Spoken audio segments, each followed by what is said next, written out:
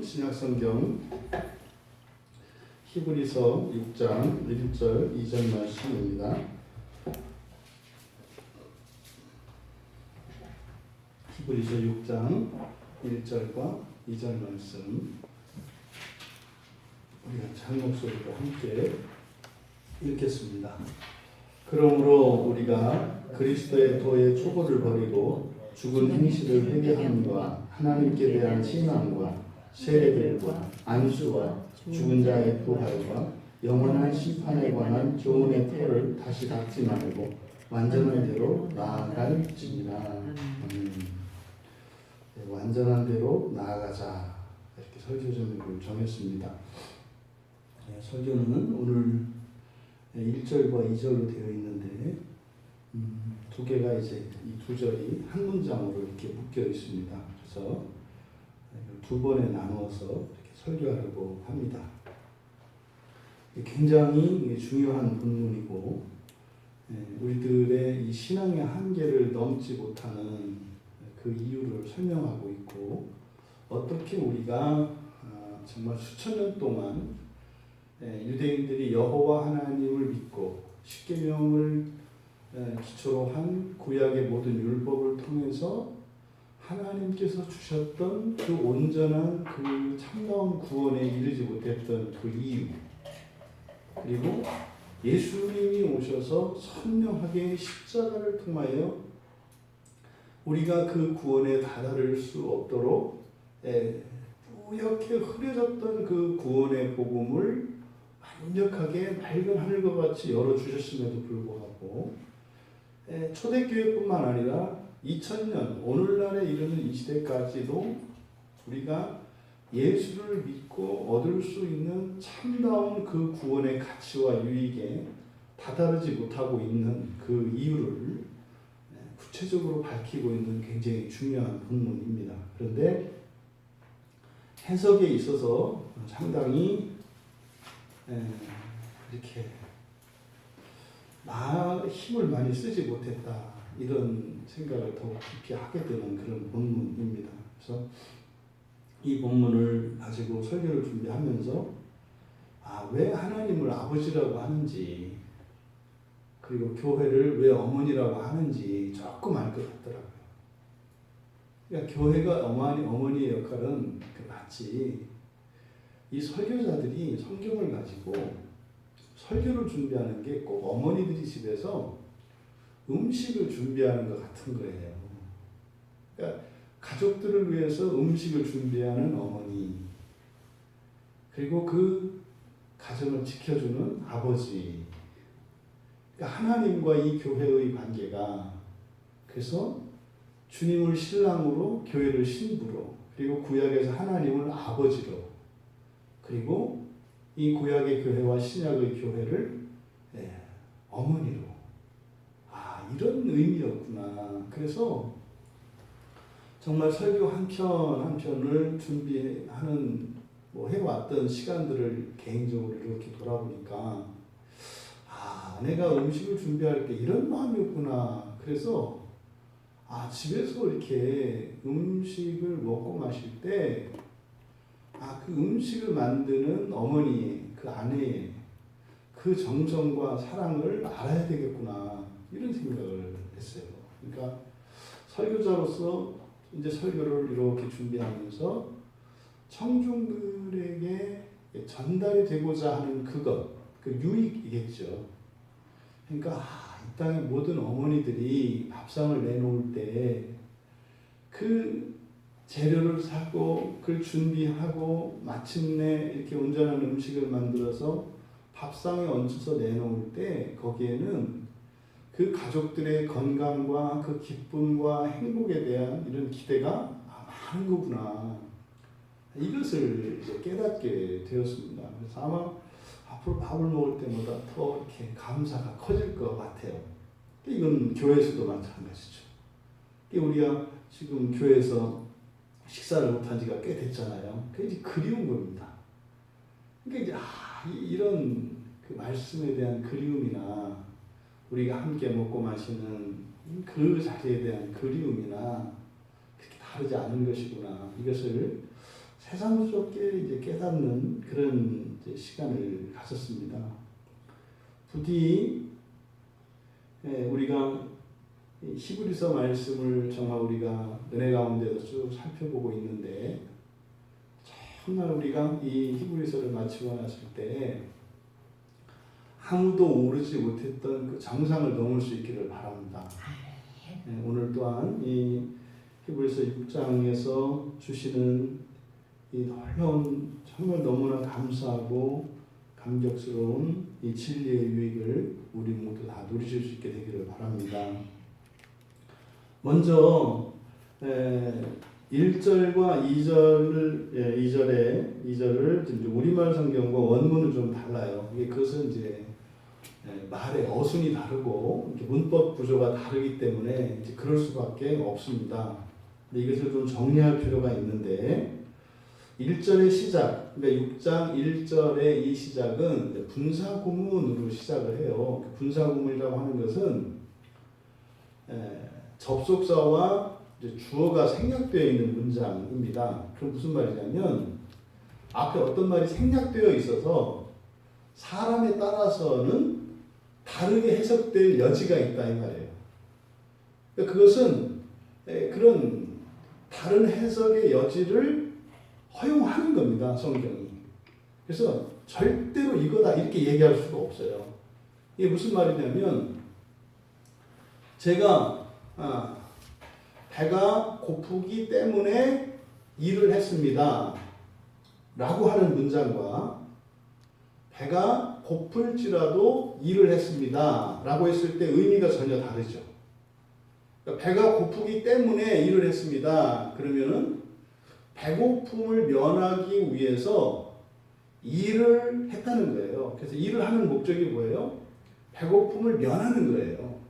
목적이. 그런데 배고플지라도 일을 했습니다. 이럴 때는 뭐예요? 이 일 자체가 목적이 되는 거죠. 너무 이 일이 소중해서 정말 배가 고프고 허기져서 아무 힘도 없는데 그 일을 했다는 거죠. 우리가 신앙에 관해서 신앙과 인생에 대해서 생각을 했을 때 달라지거든요. 살기 위해서 예수를 믿는 것과 예수를 믿기 위해서 사는 것은 다르다고요. 그래서 이 분사구문이라고 하는 이 문장은 그래서 보는 사람에 따라서 정반대의 의미로까지 해석될 수 있는 여지가 있어요. 근데 그렇게 두는 이유는 뭐예요? 이렇게 해도 괜찮고 저렇게 해도 괜찮아요. 괜찮아요. 어떻게 생각하든지 하나님께서는 분명히 그것을 가지고 우리를 새롭게 하실 것이기 때문에 그래서 자유롭게 할 수 있습니다. 하지만 본문에 이 내용이 있거든요. 이 내용과 전혀 다르게 이것을 해석할 수는 없겠죠. 그러면 지금 여기 1절에 있는 분사구문을 우리말 성경은 그렇게 돼 있어요. 그러므로 우리가 그리스도의 초보를 버리고, 그러니까 그리고 이렇게 된 거예요. 이걸 버리고 이러한 것을 다시 닦지 말고 완전한 대로 나아가라. 그래서 이게 쭉 이렇게 되어 있습니다. 근데 이것은 맞지가 않아요. 이렇게 하는 것은. 그리고라고 이렇게 할 수는 없고 실제로 이제 내용을 이제 뒤에서 살펴보겠습니다만 이렇게 하니까 본문이 드러나지 않아요. 그래서 여기에는 접속사를 때문에가 생략된 것으로 보는 것이 지금 이 히브리서에서 우리가 살펴보는 내용과 이게 자연스럽게 연결이 되겠다. 그러면 그런 거죠. 이렇게 되는 거예요. 우리말 성경에는 그리스도의 도의 초보를 버리고 라고 되어 있지만 이 부분을 우리는 그리스도의 도의 초보를 버렸기 때문에 이렇게 된 거예요. 버렸기 때문에 털을 다시 닦지 말고 완전한 대로 나아가야 한다. 그러니까요. 완전한 대로 나아가는 것이 이미 우리에게 그 조건이 갖추어져 있다 이 말이에요. 또 이루어야 되는 무엇이 아니라 우리는 그 초보를 버렸기 때문에 그래서 우리는 그리스도인이라고요. 그리스도인은 지금 여기서 비교되는 것이 누구냐면 구약의 유대교인들이에요. 그러니까 구약의 유대교인들은 넘지 못한 한계가 있었다고요. 근데 그리스도인은요, 이제 넘었다는 거예요. 그 한계를. 그러니까 우리는 넘었기 때문에 이렇게 해야 된다. 이런 건 뭡니까? 이제 뭐 수요일에 이제 선거가 있었지 않습니까? 그러면 선거권이 없는 사람들은 이제 선거에 참여할 수가 없어요. 근데 이제 올해 처음 선거에 참여한 청년들이 있을 거예요. 이제 그 투표하는 날이 되었는데 그냥 집에서 그냥 빈둥거리고 있는 거예요. 근데 이제 엄마 아빠가 이제 투표하러 가려고 하는데 빈둥거리고 있어요. 그때 그렇게 얘기를 하는 거죠. 너는 이제 성인이 되었기 때문에 뭐 해야 된다? 투표에 참여해야 된다. 이렇게 얘기를 하는 거죠. 그러니까 중요한 걸 발견을 했군요. 네. 그러니까 때문에 이렇게 되는 거예요. 그래서 여러분들이 그리스도의 도의 초보를 버리십시오. 그리고 완전한 대로 나아가십시오가 아니라 이미 여러분들은 뭐 했다고요?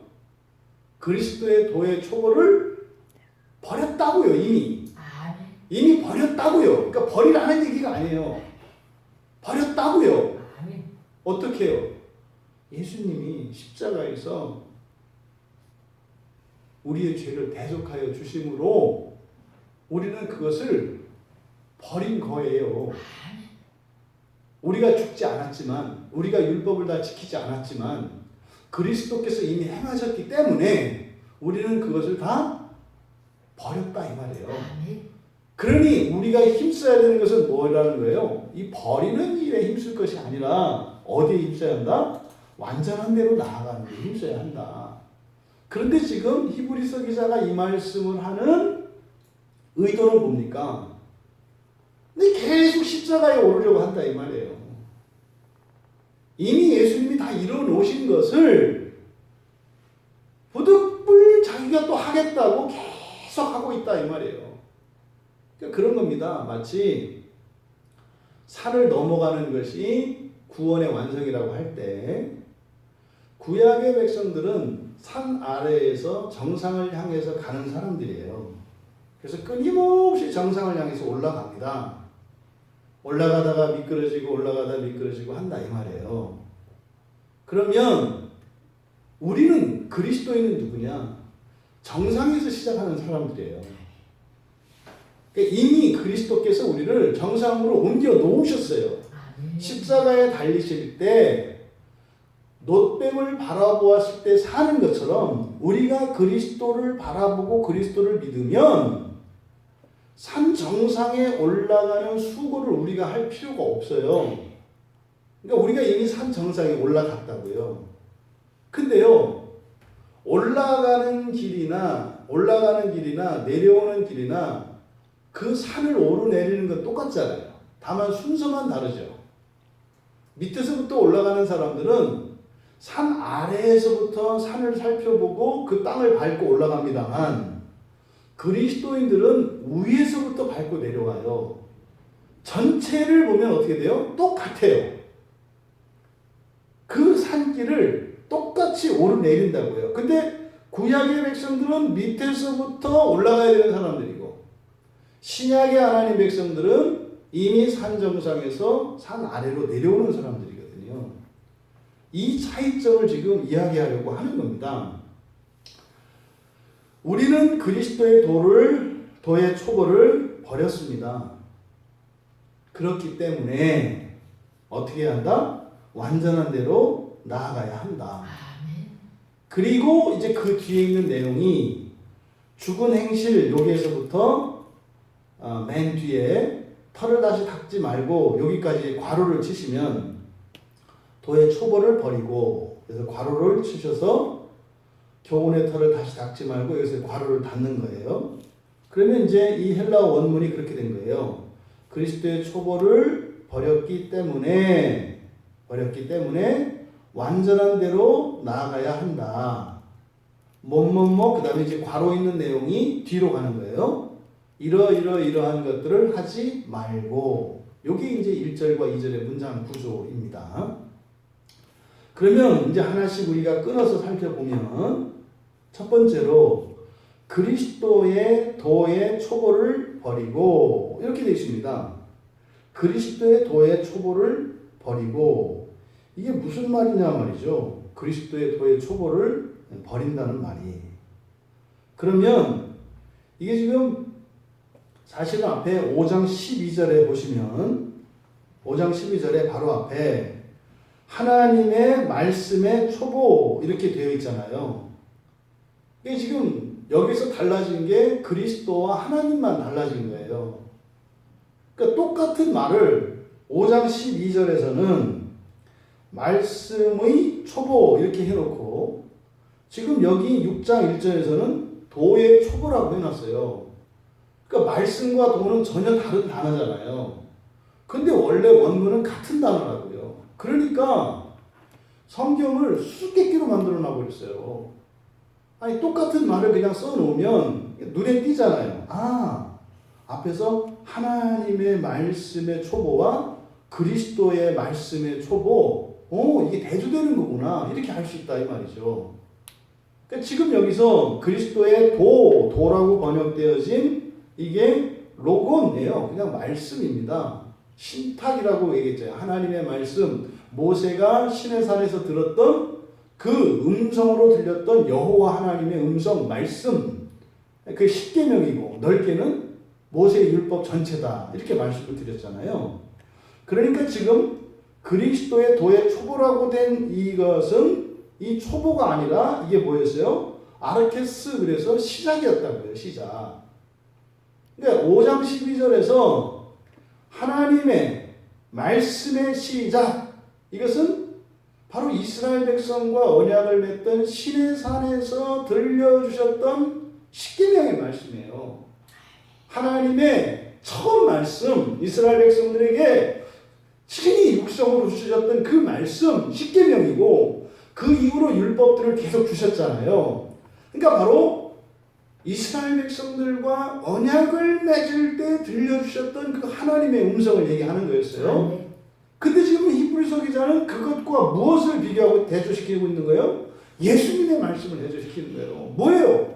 예수님이 이 땅에서 사셔서 그리스도로 사실 때 제자들에게, 무리들에게 가르치셨던 그 가르침을 무엇과 같은 것이다? 시내산에서 모세에게 말씀하셨던 여호와의 음성과 같은 거다라는 것을 얘기하려고 하는 거예요. 그때는 누구만 불렀어요?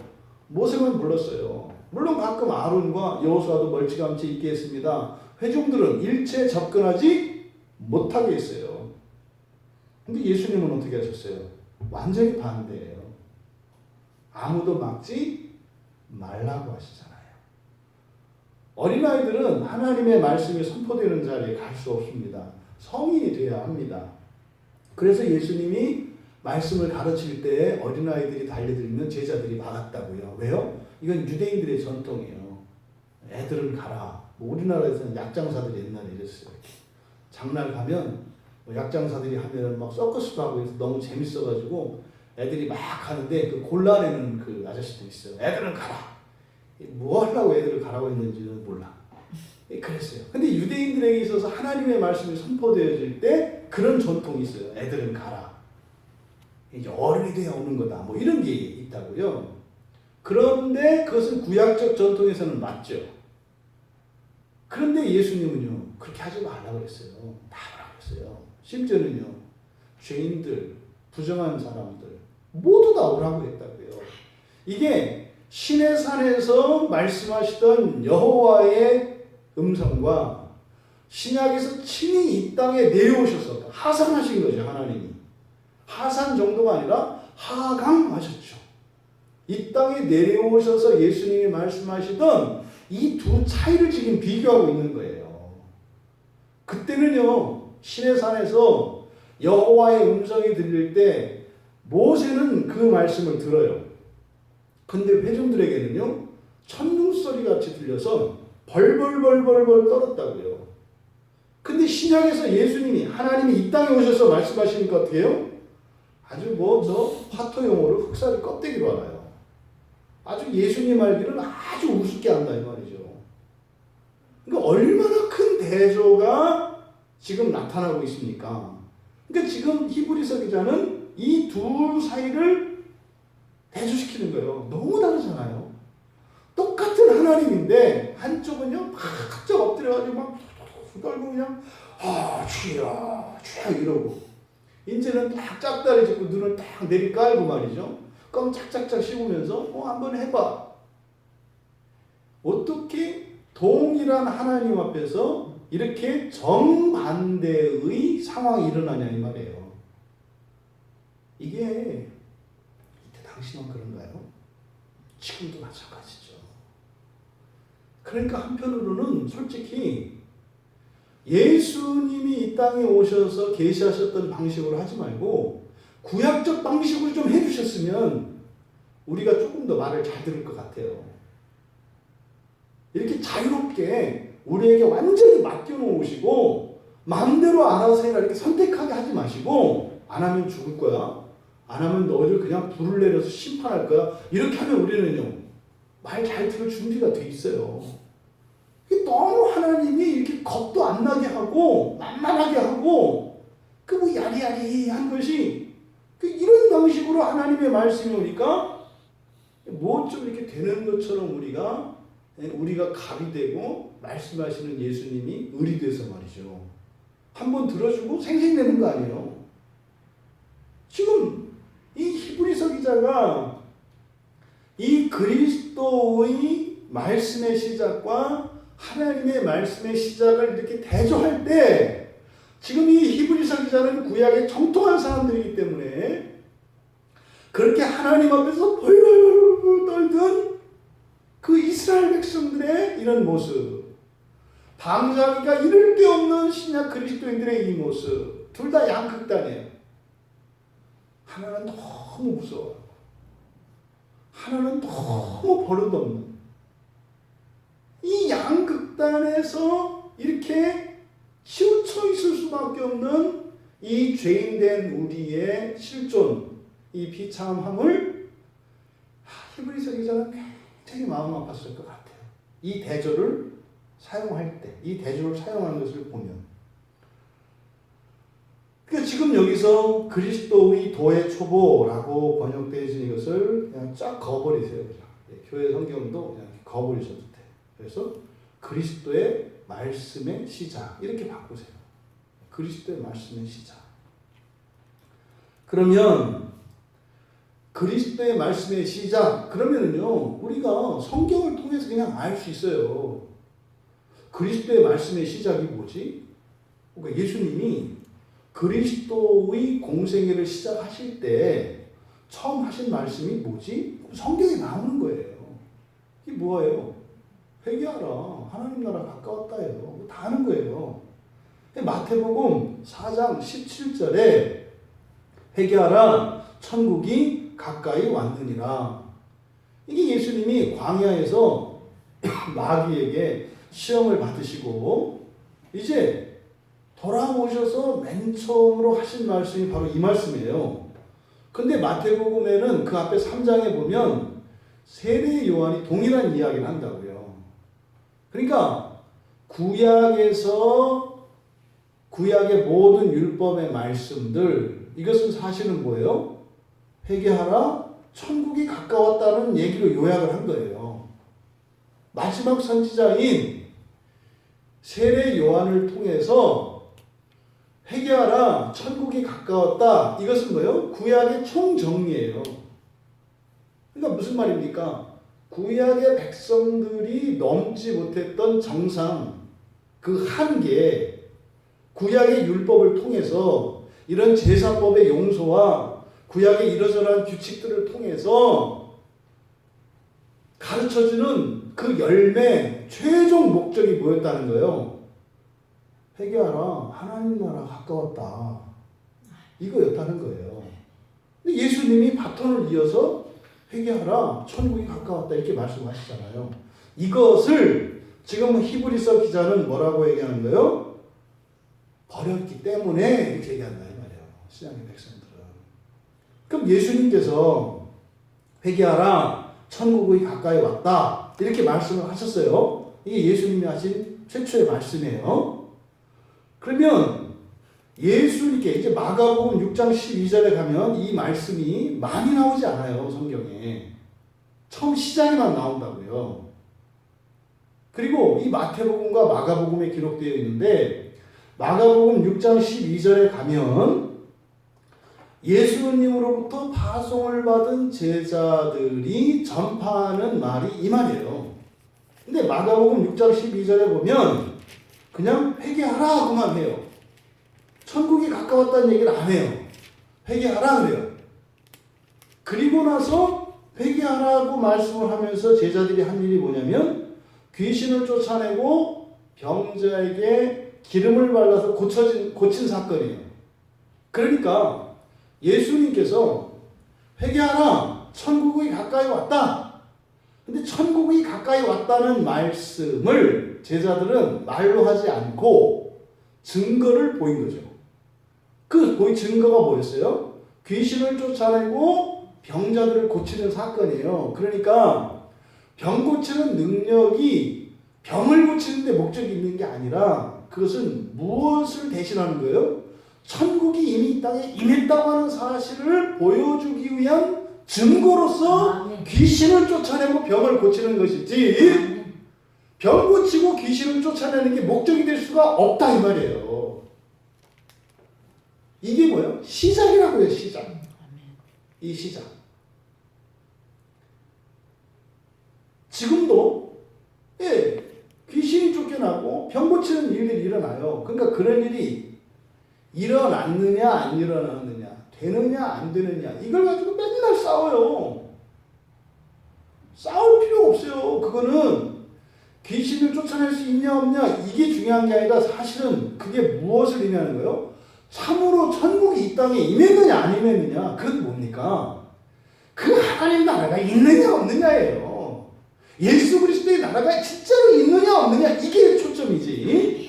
지금 여기서 그런 능력이 있고 있느냐 없느냐 지금 보세요. 온통 지금 한국교회 관심은 그거예요. 한쪽에서는 그 병 고치고 귀신 쫓아내는 게 다인 줄 알고 그거 능력 받겠다고 기도하고 막 구하는 사람도 있는 거예요. 또 한쪽 갈때에서는 또 책장을 막 넘기면은 아유 저 무식한 것들 아직도 저렇게 뭐 귀신 쫓아내고 저런 걸 하냐 그런 게 어딨어. 예, 똑같이 무식한 거예요. 그게 아니라니까. 하나님 나라가 이 땅에 임했다는 거 이게 중요하다니까요. 아멘. 귀신을 100번이나 쫓아내고 모든 병을 다 고친들 하나님 나라를 모른다면 그게 자기가 하는 짓이 뭔지도 모르고 하는 거예요. 또 뭐 그런 거 없다. 그런 능력이 있다 없다. 그렇게 하면서 하나님 나라를 얘기하는 사람들 그 사람들의 하나님 나라는 그냥 관념 덩어리예요. 예수님이 하신 말씀의 시작 회개하라 천국이 가까이 왔다. 이거는 이미 신약 성경 안에 다 입증이 됐어요. 아니 지금 예수님이 지금 십자가에서 죽으시고 부활하고 승천하신 지가 2000년인데 아직도 그거 타령하면 어떻게 돼요? 이때는 뭐 아직 100년도 안 됐어요. 몇십 년 안 됐죠. 그런데도 아직까지 너희들 이러냐 이러고 있단 말이에요. 그럼 이 히브리서 기자가 이때 초대교회 당시에 이 그리스도인들한테 너희들 아직까지 이러냐? 그럼 이 히브리서 기자가 살아나서 만약에 이 시대에 왔다면 이럴 거예요. 왜 죽을 거야 아마. 야 지금까지 이러고 있다고? 2000년 동안 이러고 있는 걸 보면 히브리서 기자가 그 주식해도 숨 막혀서 넘어가지 않겠냐고요. 놀래서. 그때 내가 핏대를 높였던 게 참 어리석은 거구나. 이게 되는 게 아니구나. 야 2000년이 지나도 이게 여전히 못 넘는 산? 이게 그냥 안다고 되는 게 아니구나. 이걸 깨달았겠죠. 여러분, 예수님께서 맨 처음 하신 말씀은 뭐였어요? 회개의 복음이에요. 왜 회개가 복음이에요? 그러니까 회개가 왜 우리에게 좋은 소식이 돼요? 회개는 하나님 나라에 들어갈 수 있는 유일한 길이니까. 이거죠. 이 말씀이 여러분들에게 잘 이해되실 거라고 생각을 합니다. 네, 우리는 감사하게 어쨌든 그 맥락 안에서 말씀을 볼 수 있었던 것 같아요. 지금 여기서 하나님 말씀과 그리스도의 말씀을 대조하는 것은 시내산상에서 이스라엘 백성들이 하나님으로부터 십쟁을 받던 그때와 예수님이 광야에서 돌아오셔서 회개하라 천국이 가까이 왔다고 하는 이 두 시점을 동일선상으로 지금 놓고 얘기를 하는 거죠. 그러니까 구약의 백성들에게 있었던 실패담을 통해서 지금 예수 그리스도께서 승천하신 이후에 살아가는 그리스도인들로 하여금 구약 백성들의 실패에서 교훈을 얻어서 그들이 했던 실수를 반복하지 않도록 하려고 하는 의도가 있는 거죠. 그거는요, 실수하지 않아도 되는 거예요. 이제는. 그것을 지금 히브리서 기자가 설명하려고 하는 겁니다. 지금 이 말씀은요, 신명기 6장의 말씀과 우리 결부시켜서 우리가 살펴봐야 합니다. 왜냐하면 모세의 모든 율법, 모세의 가르침을 총정리하는 게 신명기입니다. 신명기는 모세가 이제 자신의 사명을 다 마치고 마지막으로 자신의 일생과 자신이 경험하였고 자신이 들었던, 그리고 심지어는 처음에 모세가 여호와 하나님의 말씀을 들었을 때 모세가 했던 실수들이 있어요. 오류들이 있다고요. 오해들이 있고 그것을 이제 정정하고 그 의미들을 재해석하는 게 신명기예요. 그래서 모세의 율법의 결론은 신명기입니다. 그럼 신명기 말씀 가운데 흔히 쉐마라고 하는 이 신명기 6장은 굉장히 중요하고, 또 구약의 이 율법, 모세의 율법의 총정리라고 할 수 있어요. 그것을 세례 요한은 회개하라 천국이 가까웠다 이렇게 이야기를 했지만, 모세에게 있어서 총정리한 것은 신명기 6장 말씀이라고 볼 수가 있거든요. 신명기 6장에 7절부터 9절까지 보면 신명기에서 그렇게 한다고요. 손목에, 그러니까 미간과 손목에, 그리고 문설주와 바깥문에다가 말씀을 새겨놓고 암송을 하라 그래요. 앉으나 서나, 잘 때나 깨어있을 때나 항상 암송을 하라고 이야기를 한다고요. 그래서 구약의 백성들은 실제로 미간에다가 이 말씀 상자를 붙이고 이 손목에다가 말씀 띠를 붙여서 항상 보고 외운다고요. 또 문설주에도 있고 문에도 써 있어요. 그 전통이 이제 오늘날 교회 앞에 현관문에다가 현판 걸어놓고 거기다 말씀 구절 쓰고 하는 게 그런 구약적 신명기 6장의 전통이에요. 그런데 그렇게 밤새 그냥 밤낮 때를 가리지 않고 암송을 했지만 사실은요, 그 말씀이 무슨 의미인지 깨닫지도 못하고 또 그렇게 살지 못했던 구약의 백성들을 지금 이렇게 보여주는 거예요. 제시하는 거예요. 주구장창 그 말씀은 다 외우고 그걸 가지고 옳으네 그르네 뭐 토론을 하고 뭐 이렇게 했는데, 정작 그 말씀에 담긴 하나님의 생명의 말씀이 되는 그 진리는 깨닫지 못하고 그 유익을 누리지 못했던 구약의 백성들, 또 한편으로 예수님이 오셔서 주셨던 이 회개의 복음을 다 들었다고요. 안다고요. 또 제자들이 그 회개의 복음을 다 전파했다고요. 그런데 그 회개의 복음을 듣기만 하고 정작 회개가 없어요. 말을 하는데, 그리고 회개를 해도 회개의 목적이 뭐예요? 천국이고 하나님 나라라고요. 그래서 회개는 돌이키는 것인데, 이 돌이킴의 가장 중요한 건 뭡니까? 이 세상 나라에서 하늘나라로 돌이켜야 되는 거예요. 그러니까 이 돌이킴은 천상을 향한 돌이킴이어야 합니다. 그런데 회개를 하지도 않고, 회개를 한다고 해도 천상을 향해서 회개하는 게 아니라 단지 이 땅에서 동서남북 방향만 바꾸는 땅의 회개를 하고 있어요. 회개를 하지 않는 것도 문제지만, 회개한다고 하는데 이 땅에서 방향만 바꾸는 회개가 회개인 줄 아는 것도 문제다 이 말이에요. 이게 지금 그리스도인의 한계예요. 여러분, 교회 안에서 하나님의 말씀을 가르치는데 가만히 들어보면요, 하나님 나라 백성이 되라는 게 아니라 이 세상 나라에서 좀 더 나은 사람이 되라, 이렇게 가르친다 이 말이에요. 그러니까 뭐 책은담을 들으나 불경을 보나, 아니 뭐 도덕경을 읽거나 논어맹자를 읽거나 성경을 읽거나 똑같은 얘기를 해요. 그리고 나서 그러죠. 성경이 최고라고. 그러니까 재수없다고 하는 거예요. 똑같은 얘기를 하는 거 뭘 재수없어. 그래, 그럼 나는 논어맹자를 최고로 하니까 논어맹자가 진짜지, 뭐 이렇게 하는 거예요. 똑같은 거죠, 여러분.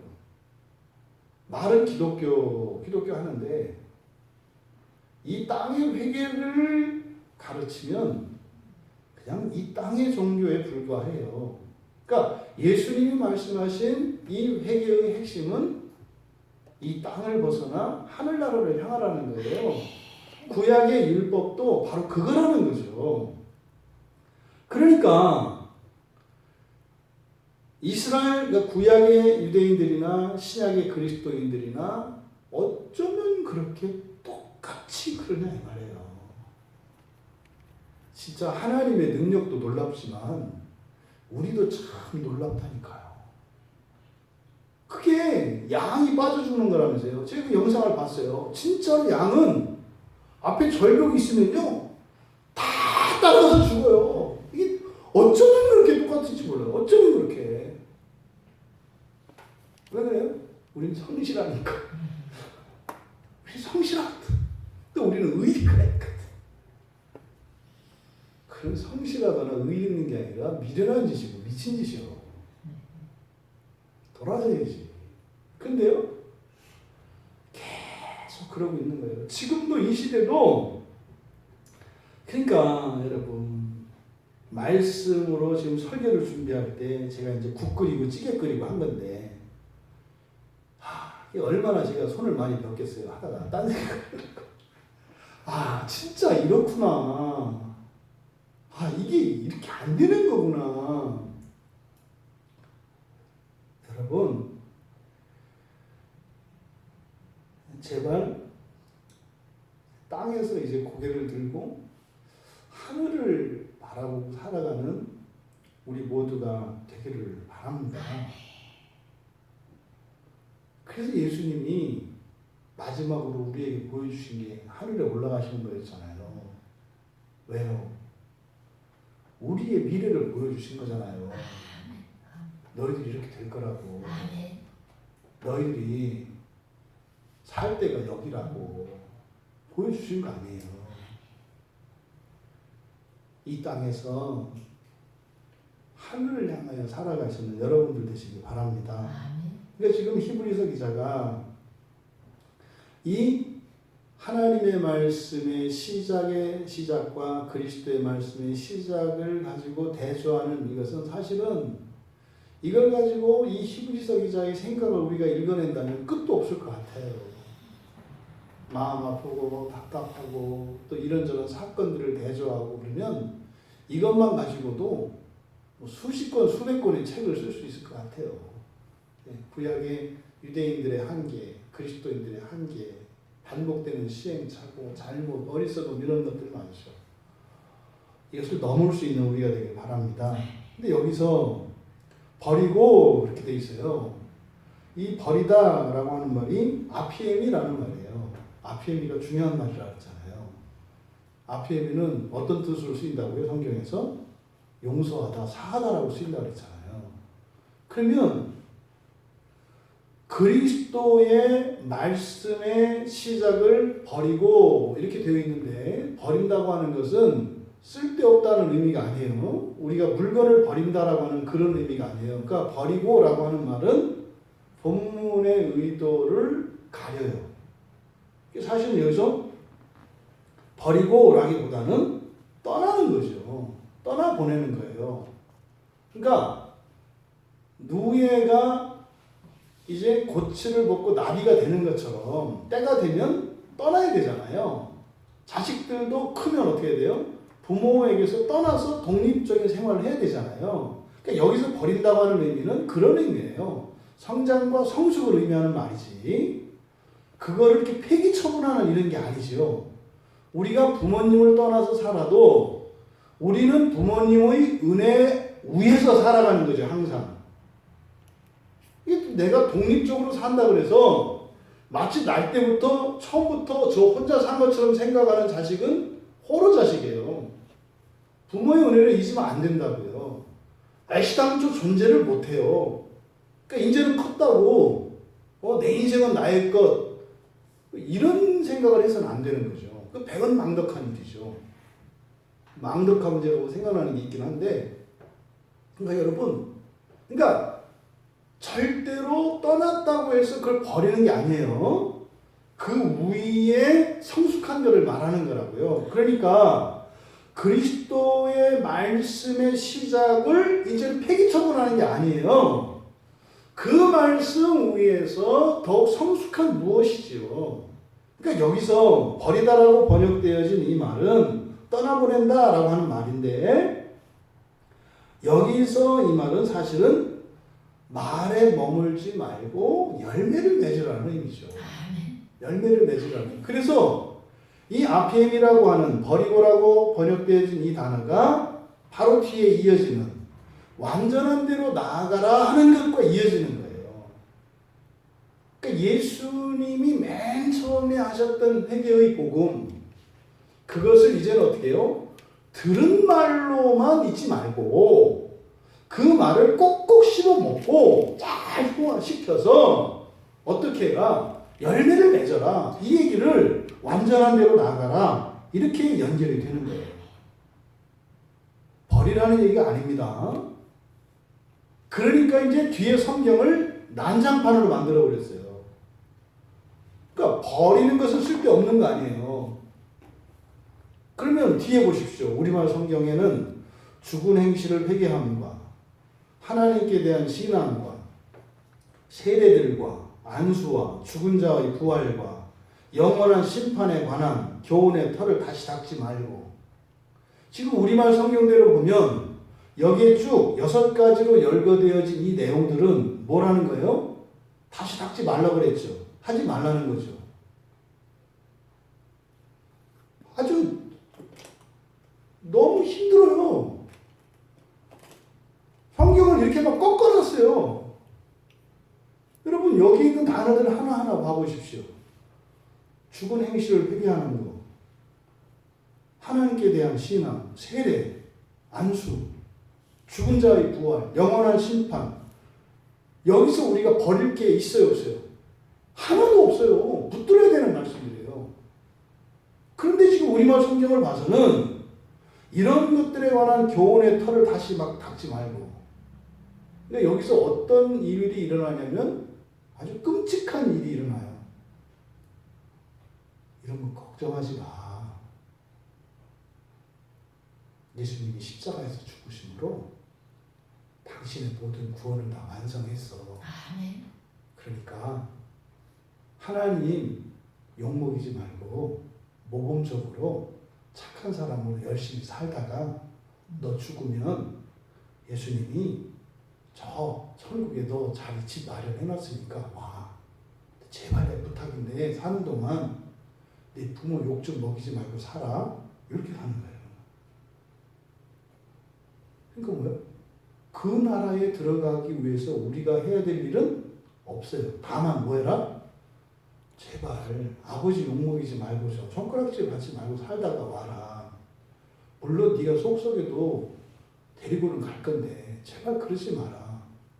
뭐 이렇게 가는 거예요. 그러니까 한편에서는요. 암만 해도 아닌 것 같아요. 근데 그게 다 가는 건 아니다. 그 중에 진짜도 있고 가짜도 있다. 뭐 이런 식으로 가는 거예요. 그러니까요. 헷갈려요. 얼마나 비비 꼬는지 몰라요. 왜요? 성경을 잘못 보면 간단한 거를 복잡하게 만들어요. 그러니까 도대체 말하는 사람이나 듣는 사람이나 무슨 말인지 모르겠고, 그럼 뭐예요? 우리 안에 박혀있는 인본주의적인 사고를 가지고 살아가게 돼 있어요. 그러니까 세상에서 인정받는 사람이나 교회에서 인정받는 사람이 다르냐고요. 똑같게 됐잖아요. 하나님께서 가장 인정하는 사람들이라면 누구겠어요? 땅에서 돌이켜서 하늘을 위해서 살아가는 사람들이에요. 이게 핵심이라고요. 이게 시작이라고요. 이게 시작. 그게 예수님의 말씀의 시작이 그거라고요. 그럼 끝나는 게 아니에요. 그때부터 진짜 신앙생활이 시작이 되는 거예요. 고개를 드는 순간 고생이 시작이에요. 고개를 드는 순간. 그러니까요. 아차 하고 눈을 감고 다시 내려오는 거예요. 일단은 고개를 들어야 한다니까요. 근데 이 시작이 안 되고 있다는 거예요. 시작이. 완전한 대로 나아가라. 털을 다시 닦지 말고. 이게 말도 안 되는 얘기예요. 지금 이게 막 화가 나는 거예요. 아니 그렇게 공부 많이 하고 그렇게 똑똑한 그런 학자들이, 이거는 영적인 문제예요. 영적인 문제예요. 이게 되는 게 아니에요. 가르친다고 되는 것도 아니고요. 영적인 문제예요. 이게 문제라고 인식조차 하지 않고 또 그것을 봐도 발견을 해도 사실은 이야기하기가 두려워요. 성경을 꺾는 것 같으니까. 근데 두려울 필요가 없는 것은 성경을 놓고 이야기하면 되잖아요. 성경을 놓고 이야기하면 맞든지 틀리든지 아니에요. 예면 예고 아니면 아니올 거 아니에요. 그럼 틀렸으면 고치면 되잖아요. 아니면 성경이 맞으면 그대로 가면 돼요. 근데 성경을 보니까 아니에요. 틀렸어요. 여기서 완전한 대로 나아가라. 그러니까 지금 우리말 성경에 완전한 대로 나아가라 이렇게 되어 있거든요. 근데 여기서는 완전한 대로가 아니에요. 어디로가 아니에요. 여기에 사용된 말은 에피라는 말이에요. 에피는 영어의 on입니다. 뭐뭐 위에 이런 뜻이에요. 뭐뭐 위에. 그러면 완전한 대로 이렇게 되어 있는데 그대로 직역하면 온전함 위에 이렇게 되는 거예요. 온전함 위에. 온전함 위에서 어떻게 해라? 가라 이렇게 되는 거예요. 그럼 여기에 완전한데라고 번역된 온전함, 이 텔레이오테스라고 하는 이 말은 목표에 다 다다른 상태예요. 그러니까 밥을 했는데 뜸 들고 이제 먹을 수 있는 상태. 이게 여기서 지금 완전한데라고 하는 이 말이 의미하는 바예요. 농사를 졌다면 추수해도 되는 상태. 이걸 뭐라 그래요? 성숙이라고 한다고요. 성숙 또는 완성, 완숙 뭐 이런 거죠. 계란을 쪘는데 다 익었어. 완숙, 그죠? 몸에 좋으니까 우리는 반숙을 하지만 반숙은 뭐요? 어디 한 군데 안 익은 게 있는 상태 아니에요. 근데 여기에서 이 완전함이라고 번역된 이 텔레오이테스라고 하는 이 말은 완전히 익은 상태를 말해요. 그러니까요, 잘 익어서 손대면 그냥 푹 찔릴 것 같은 잘 익은 홍시 이런 상태예요. 그러니까 딱 따서 먹으면 되는 거예요. 이게 지금 완전한 대라고 번역되어진 이 말입니다. 그러니까 이것은 다 자란 것, 다 익은 것, 성숙한 상태를 말해요. 그러니까 이것은 도덕적으로, 영적으로 완전한 상태를 말하는 겁니다. 그러니까 이게 도덕적으로, 영적으로 완전한 그 상태 위에서 나아가라 이렇게 되는 거예요. 그럼 이게 지금 구약의 실패를 염두에 두고 지금 이야기하는 거라고 했어요. 그러면 구약의 백성들이 실패했던, 그러니까 다다르지 못했던 그것을 우리가 신명기 6장 말씀을 살폈는데 한번 여러분 가보세요. 구약성경 신명기 6장을 한번 가보세요. 또 가라 그랬더니 나가서 가시면 안 되고 신명기 6장을 한번 펴보세요.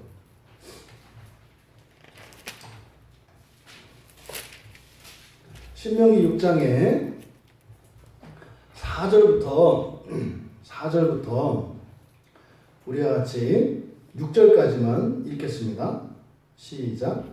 이스라엘아 들으라. 우리 하나님 여호와는 오직 유일한 여호와이시니 너는 마음을 다하고 뜻을 다하고 힘을 다하여 내 하나님 여호와를 사랑하라. 오늘 내가 네게 명하는 이 말씀을 너는 마음에 새기고. 뭘 새기라고 한지 아셨죠?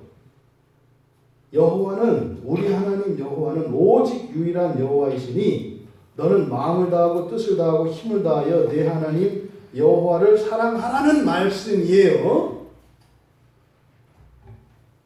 미간에 붙이고요. 손목에 띠를 띠고요. 문설주와 바깥문에 달아서 새겨서 계속 마음에 새기고 자녀들에게 가르치라고 하는 이 말씀이 바로 이 말씀이에요. 그러면요, 구약의 백성들은 이 쉐마의 이 말씀을 하루에도 수십 번, 수백 번, 수천 번을 반복하면서 다녀요. 이 말씀을 계속. 그래서 이 쉐마라고 하는 말은 이 유대인들에게 굉장히 중요한 말씀이거든요. 그런데요, 완전한 위에서 나가라 이 말은 그 말씀을 그냥 암송하는 거에서 그치지 말고 어떻게 하라는 거예요? 말씀대로 되라는 거예요. 아멘. 말씀대로 되라는 거예요. 근데 구약의 백성들은 그렇게 안 했다 이 말이에요. 그걸 가지고 뭐 사람들을 정죄하고 사람들이 분열하고 유대교가 막 분열돼서 이런저런 막 그 파벌로 나뉘는 그런 일들이 역사가 있었다 이 말이에요. 그러니까 이게 완전함이에요. 오직 여호와 하나님만을 정말로 힘을 다해서 사랑하라는 거. 아멘. 그럼 신약의 백성들은요. 하나님 나라를 우리가 유일한 나라로 믿고 살아가야 되잖아요. 그거나 이 쉐마의 말씀이나 같아요. 우리가 하나님 나라에 간다고 하는 의미는 공간적으로 바뀌어요. 세상이 바뀌어요. 근데 본성적으로 우리의 본질이 바뀌어요. 그죠? 그때는 우리는 사람이 아니라 하나님의 자녀라고 하는 신인의 상태로 전혀 다른 존재가 된다고요. 그런데 그 결과는 뭐예요? 우리의 본성이 완전히 바뀌고요. 우리가 사는 이곳에서 그 나라로 옮겨지고요. 그렇게 해서 정말 이루고자 하는 게 뭐예요? 하나님하고 사랑하면서 사는 거예요. 아멘. 이게 목표예요. 아멘. 하나님하고 사랑하고 살려면 하나님이 사랑할 만한 존재가 돼야 되고요. 아멘. 네? 아니 사랑할 만한 존재가 아닌데 사랑하면 어떻게 돼요? 그 비극이 돼요. 죽음으로 끝나 그거는. 영원히 완전하게 마음껏 사랑할 수 있는 상태가 되려면 걸맞는 짝이 돼야 되는 거예요. 그냥 감정으로만 이렇게 된다고 사랑이 완전히 짝이 맞아야 돼요. 안 맞는 상태에서 그냥 사랑한다고 했다가 어떻게 돼요?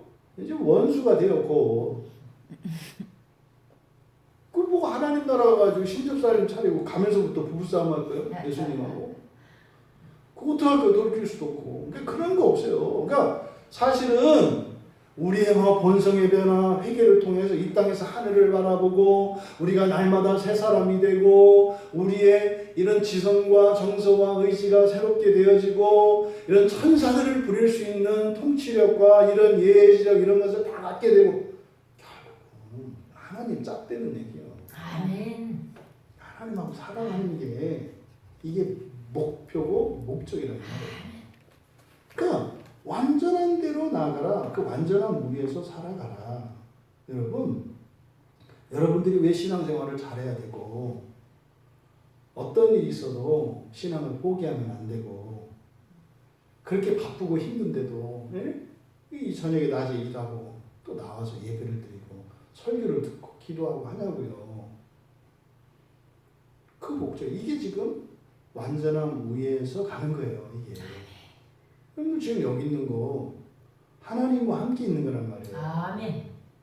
하나님과 함께 피곤함을 무릅쓰고 어떤 상황 속에서도 하나님과 함께 하는 것보다 더 우선하는 것은 없는 거죠. 이렇게 하면서 우리가 우리의 본성도 바뀌고 우리의 가치관도 바뀌고 우리가 바라보는 세상도 달라지는 거예요. 여러분들이 교회 나오는 일이 점점점 잦아지고 교회 나가는 일이 더욱 기뻐지지 않는다면 하나님 나라를 향한 진전이 없는 거예요. 여러분 가정 안에 그리스도의 통치와 말씀이 이렇게 여러분 가정 안에 가정의 원리가 되어지고 세워지는 이런 일들이 없으면요 하나님 나라를 향한 진전이 없는 거예요. 그러니까 분명히 알 수 있어요. 우리는 여러분 완전한 무에서 나아가시는 여러분들 되시기 바랍니다. 아멘. 그런데요 이 세상에서는요 그렇게 사는 게 어떻다고요? 고생 시작이라고요. 이거를 그동안 숨겼던 거예요. 그러니까 다 왔다가 막 교회 왔다가 신발 집어던지고 가는 사람들이 속았다는 거잖아요. 아니 교회 가면 내 맘대로 살 줄 알았더니 이거는 더 못 살게 해. 돈 생기면 뭐 할 거예요? 다 팔아서 주래. 미쳤어? 내가 그럴 것 같으면 내가 왜 그거를 해? 그러니까 뭐요? 돈만 챙겨갖고 가는 거죠. 이게 지금 복음을 잘못 가르쳤기 때문에 그래요. 바울이라는 사람을 여러분 잘 아시잖아요. 사도 바울. 그죠? 가룟 유다 대신 예수님께서 세우신 그 사도가 바울 사도잖아요. 바울 사도가 그렇게 예수님 말씀대로 그렇게 살았어요. 그랬더니요, 옛날에, 그러니까 그냥 바리새인으로 살 때는요, 존경과 영광을 다 누리면서 살았어요. 그래서 예수님 만나고 나서, 야, 이게 진짜다. 이제 진리를 만났다. 그러면 그동안은 누리지 못했던, 그동안 누렸던 영광과 비할 바 없는 더 큰 영광을 누릴 줄 알았어요. 근데 뭐라 그래요? 맞아 죽는 줄 알았다 그래요. 예수 믿고 나서. 사도행전의 끝에 사도행전 26장 19절에서 21절을 보면 이제 바울 사도가 전도하는 장면이에요. 어쩌면 자신의 신앙 고백이죠. 이렇게 얘기해요. 아그리빠 왕이요. 그러므로 하늘에서 보이신 것을 보세요. 하늘을 쳐다봤으니까 하늘을 봤지. 하늘에서 보이신 것을 내가 거스르지 아니하고 뭐예요? 이 땅에서 돌이켜 하늘을 보고 그 땅을 향해서 완전한 위에서 살았다는 거잖아요. 그래서 먼저 다메섹과 예루살렘에 있는 사람과 온 유대 땅과 이방인에게까지 회개하고 하나님께로 돌아와서 똑같은 말이잖아요. 회개에 합당한 일을 하라. 그래요. 말에 머물지 말고 열매를 맺어라. 온전한 무리에서 나아가라. 이거예요. 그랬더니 21절의 결론. 유대인들이 나를 성전에서 잡아 죽이려고 했다. 여러분, 최소한 여러분 주변에 여러분을 잡아 죽이려고 하는 사람이 최소한 한 사람은 있어야 되는 거예요. 그 나라를 향해서 살기로 작정을 하면 이게 어떤 사람에게만 이런 일이 일어나는 게 아니라 반드시 여러분 주변에 여러분을 잡아 죽이려고 하는 사람이 생겨요. 어디서? 성전에서. 무슨 말이에요? 교회 다니는 사람들이. 교회 다니는 사람이. 이런 일이 꼭 생기는 거예요, 여러분. 누군가가 잡아 죽이고 싶은 여러분들 되시기 바랍니다. 이 땅에서 하늘을 향해서 살아감으로. 근데 물론 못돼 먹어서 잡아 죽이려고 하면 안 되고, 하나님 나라를 향해서 살아가려고 하는데 그것 때문에 너만 하나님 나라냐? 뭐 이렇게 이걸 얘기하는 거죠. 여기서 나아가라라고 번역된 이 단어가 페로라는 말이에요. 페로는요, 예수님이 십자가를 지고 가시는 게 페로예요. 종들이 짐을 들고 가는 게 페로예요. 그러니까 짐을 나르다 이런 뜻이고 견디다 이런 뜻이에요. 그래서 사실은 이렇게 이 땅에서 회개하고 하나님 나라를 향하여 살아가기로 하는 사람들의 삶을 페로라고 하는 거예요. 짐을 지고 살아가는 삶이라고 하는 거예요. 그래서 예수님이 참된 제자의 삶을 뭐라고 해요? 자기를 부인하고 자기 십자가를 지고 예수님을 따라가는 삶이라. 이게 페로예요. 예수 믿고 살아가는 순간, 그러니까 예수님을 따라서, 그러니까 예수를 믿는다고 다 그런 거 아니에요. 예수님을 정말 온전히 믿고 예수님이 우리에게 주시려고 하였던 그 최고의 구원의 수준이 있어요. 최고로 좋은 구원이 있고 그 다음 좋은 구원, 그 다음 좋은 구원, 그 다음 좋은 구원, 이런 부끄러운 구원 이렇게 있다고요.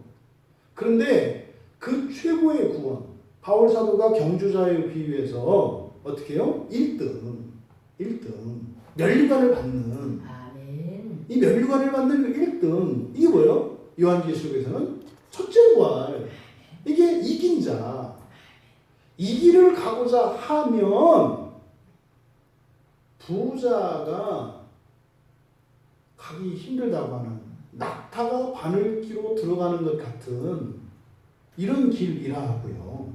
그러니까 이게 페로는 바로 온전함 위에서 하나님 나라를 살아가고자 하는 참된 그리스도의 제자의 삶을 나타내는 말이에요. 이것이 자기를 부인하고 자기 십자가를 지고 가는 삶이라고 얘기할 수 있는 거죠. 그런데 여러분, 그리스도인 가운데 참된 그리스도의 제자로 살아간다는 일이, 그러면 그런 사람들은 해야 될 일이 더 많고 특별히 더 힘들고 이런 의미가 아니에요. 그런 의미가 아니에요. 힘든 것은 뭐냐면 영적인 의미가, 다시 말해 하늘을 향해서 살아가게 되면 똑같은 일상을 반복한다 할지라도 무게가 달라져요. 왜요? 그 나라를 향해서 살기로 회개하고 결단하고 나가는 순간 영적인 세력이 이제는 달라듭니다. 그래서 막아요. 똑같이 출근을 하고 똑같이 교회를 오고 똑같이 가정생활을 하는데 어떤 무게감이 더해져요. 영적인 무게를 말하는 거예요. 영적인 무게를. 그래서요, 그런 영적인 무게감, 부담, 이 십자가의 목적이 뭐겠어요? 그만두게 하는 거예요. 포기하게 하는 거예요. 타협하게 하는 거예요. 적당하게. 적당히 해라. 너 신앙 없는 거 아니지 않냐? 너 예수 안 믿는 거 아니지 않냐? 하나님 믿지 않냐? 너 성경을 믿지 않냐? 적당히 해라. 꼭 그게 최고 우선해야 되는 거 아니지 않냐? 이런 온갖 이런 회유와 협박과 박해와 이런 환난들이 온다고요. 이게 무게감이에요. 이게 페로의 인생이라고요. 그러면 그럴 때 바로 이 온전한 신앙 위에서 가라라고 하는 말은 뭐예요? 그래도 그 길에서 벗어나지 말라는 거예요. 아멘. 그래도 그 길에서 벗어나지 마라. 왜요? 우리는 끝에 얘기를 하나요? 그 길을 벗어나면 장차 여러분들이 죽고 난 뒤에 감당해야 되는 짐은 무한대로 더 무거워요. 세상에서 욕먹고 손가락질 당하고 조롱당한다고요? 이 다음에 죽고 나서 여러분 그것이 무서워서 타협하고 살았던 사람들이 겪어야 되는 그것은 비교할 수 없을 정도로 큰 고난과 시련과 짐이 옵니다. 이걸 잊으시면 안 돼요. 반대로 그럼 그것 때문에 그게 무서워서 또 그럼 이걸 견뎌야 되느냐? 아니죠. 이렇게 견디는 그 고난을 통해서 우리에게 주시는 영광, 그것은 어떻다? 비할 바가 아니다. 아멘. 비할 바가 아니다. 아. 어쩌면 이렇게 이런 말씀이 뭐 성경이 이렇게 딱딱 달라붙는지 몰라요. 로마서, 히브리서 이게 그냥 같이 막 짜고선 이렇게 뭐 하나의 말씀을 막 밀어붙이잖아요. 전혀 이게 의도된 것도 아니고 그것도 아니에요. 그냥 가는데 이렇게 가잖아요.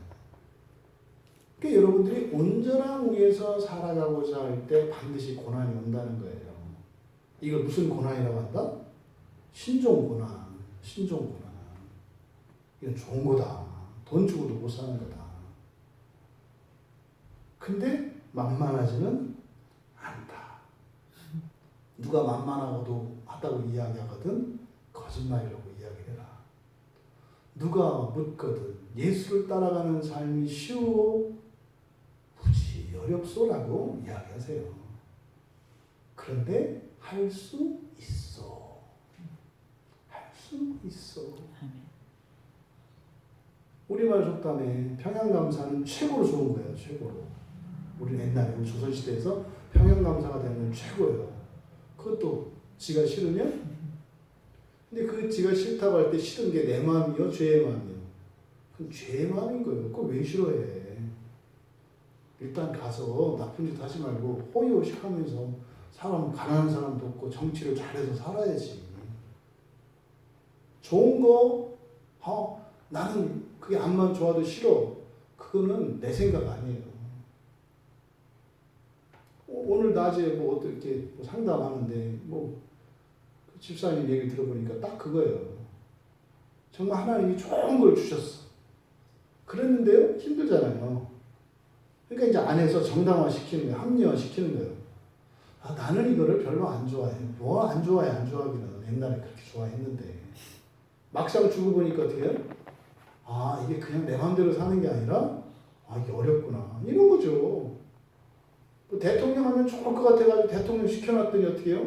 맨날 엄마한테 전화하는 거예요. 엄마 나 대통령 미쳤어. 내가 왜 이거 했나 몰라. 그만두고 싶어. 엄마가 애야 조금 더 해라. 임기 얼마 안 남았다. 이러는 거죠.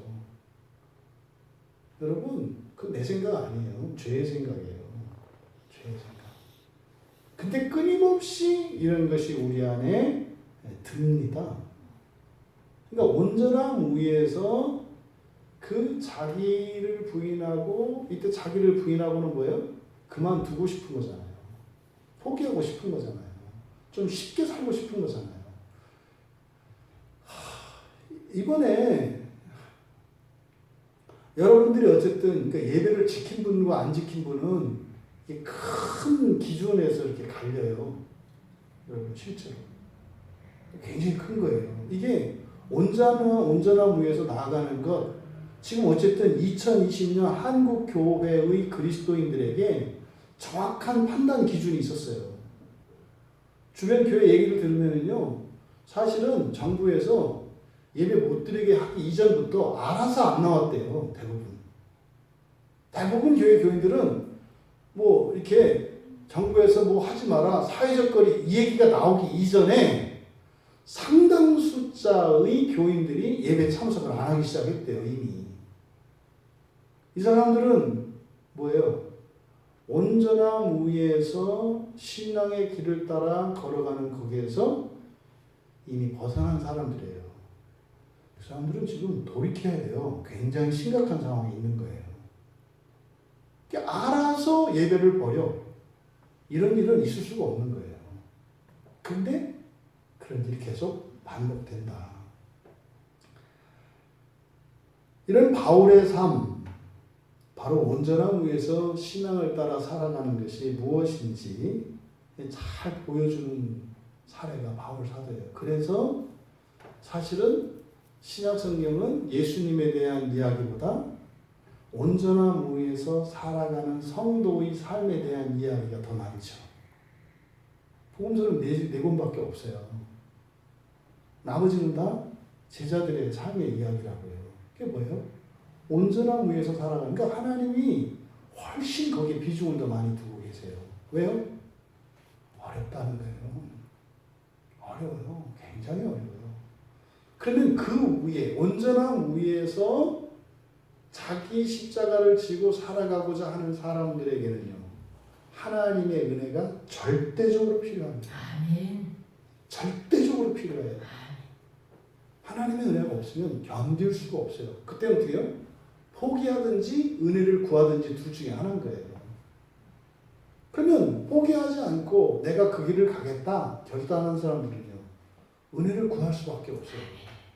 그 기도해라 마라, 성경 봐라 마라, 예배에 참석해라 마라, 뭐 이런 신앙의 의무들을 다 해라 마라, 주일 성수해라 마라, 세례를 받아라 마라, 얘기할 필요가 없어요. 내가 죽겠는데 뭐, 내가 죽겠는데. 그러니까 예배를 드리라 마라 할 필요가 없어요. 보세요. 이제는 뭐 이거를 정부 말을 들어야 되니 어쩌니 하다가 이제는 못 견디잖아요. 더 이상은 못 견디겠다. 뭐 그런 거예요. 신앙 위에서 살아가는 사람들은 견딜 수가 없어요. 아니 물고기가 육지에 나와서 물 없는 곳에서 얼마나 버티겠어요. 뼈짝뼈짝 말라가면, 피부가 말라가면 곧 죽어요. 그러니까 발딱거리고 뛰어서라도 다시 물로 들어가야 되는 거예요. 네? 정 안 되면 붕어가 하늘에다가 침을 뱉고 둥글어서 자기 침을 피부에 묻히더라도 어떻게 해서든지 묻혀야 이렇게 사는 거예요. 여러분, 이 페루가 자기 십자가를 지고 가는 거라고 했어요. 그렇죠? 그 우리 그리스도인들이 온전함 위에서, 그러니까요, 천국을 향해서 살아가는 삶이에요. 종말론적으로는 첫째 부활을 향해서, 하나님 나라를 향해서 살아가는 삶이에요. 근데 그게 뭐라고요? 자기 십자가를 지고 가는 페루의 삶이라고요. 그럼 우리가 무엇을 들고 가야 되겠는가? 사실 들고 가는 것은 뭔가를 가져가는 거거든요. 그거를 어디다 내려놓겠어요? 하나님의 심판대 앞에 내려놓는 거예요. 하나님 심판대 앞에 그걸 내려놓는 거예요. 이게 마지막 날에 믿음의 심판과 행위의 심판이 있다 이 말이에요. 그러면 우리가 들고 가는 그게 뭐겠어요? 첫째는 우리의 믿음이겠고, 둘째는 우리의 삶이겠죠. 근데 우리의 삶은 둘로 나누어서 생각해야 돼요. 우리의 행실과 우리의 연약함입니다. 이 연약함은 죄와 허물이죠. 이것이 우리가 지고 가는 거예요. 그러니까 잘한 것만 들고 가는 게 아니에요. 무엇도 들고 가요? 우리의 연약함. 우리 죄와 허물도 지고 가는 거예요. 근데 그 죄와 허물, 그 연약함을 지고 가는데 하나님께서 그것을 온전케 하시는 은혜의 일들이 그 페루의 삶에서 경험이 되는 거예요. 아멘. 그래서 그것이 믿음과 시너지를 일으켜서 믿음이 우리의 삶을 더욱 거룩하고 경건하게 하고, 거기에서 성령 체험을 통해서 이런 신앙의 놀라운 은혜의 경험들이 믿음을 또 온전케 하는 이런 믿음과 삶의 시너지를 일으키면서 바로 온전함 위에서 자기 십자가를 지고 가는 거죠. 여러분들이 지고 가야 되는 십자가는 바로 믿음과 여러분들의 삶이에요. 그 삶 안에는 거룩한 여러분들의 행실도 있겠지만 한편으로는 여러분의 연약함도 있다. 연약함도 있다. 그 죄와 허물, 그 하나님이 고쳐주신다는 거죠. 아멘. 그렇다면 이제 뒤에 있는 내용, 본문의 우리말 성경대로 하자면 피해야 할 것들이죠. 털을 다시 닦지 말고. 그래서 이 부분은 다음 주에 이어서 설교를 하도록 하겠습니다. 그래서 오늘의 말씀은 그리스도의 말씀의 시작을 이제 넘어서서 성숙해서 열매를 맺으며 온전한 우에서 자기의 십자가를 지고 가자. 언제까지? 끝까지. 승리하시는 우리 모두가 되시기를 주님의 이름으로 축원합니다. 말씀을 생각하며 우리 잠시 기도합니다. 하나님, 우리가 예수를 만나고 예수님의 많은 말씀으로 은혜를 받았고 우리가 지식으로 알고 있고 우리가 경험되었던 이런 하나님의 말씀들이 있습니다. 예수님이 맨 처음 주셨던 그 말씀, 회개하라, 천국이 가까웠다. 하나님, 내가 예수를 믿고 세례를 받는 그 순간부터 나는 이 세상에서 잘 살기 위해서 사는 자가 아니라 이제는 그 주님의 나라를 위해 준비하며 살아가는 사람이 되었고 내 인생이 그러해야 함에도 불구하고 여전히 예수님의 말씀의 그 시작, 그 폐기의 복음에서 아직도 벗어나지 못하고 그저 이 땅을 살아가는 일로 전전긍긍하며 기껏 기도하고 회개하는 것이 그저 이 땅에 사는 삶과 관계된 것이라면 하나님, 이제 온전한 후에 열매를 맺으며 살아가는 삶이 되게 해주십시오. 결단하고 정말 그 나라를 위해 살아가는 내가 되게 해주십시오. 더 나아가 한국교회가 되게 해주십시오. 이 시대의 모든 그리스도인을 되게 해주십시오. 우리 같이 기도합니다.